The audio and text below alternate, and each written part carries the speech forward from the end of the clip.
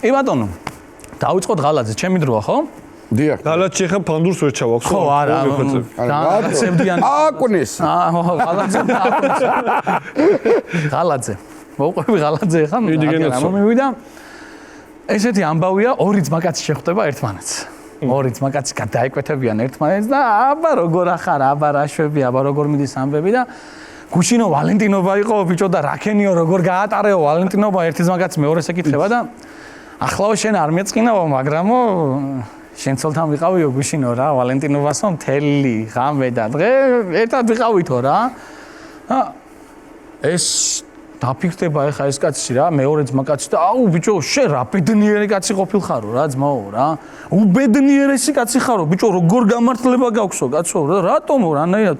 ბიჭო, მეც ვიყავიო გუშინ ვალენტინობაში შენ ცოლთან ასულიო და მე-12 ვიყავი რიგში, მაგის დედა ვატირეო და ბედნიერი. გაუმართლა. კარგია.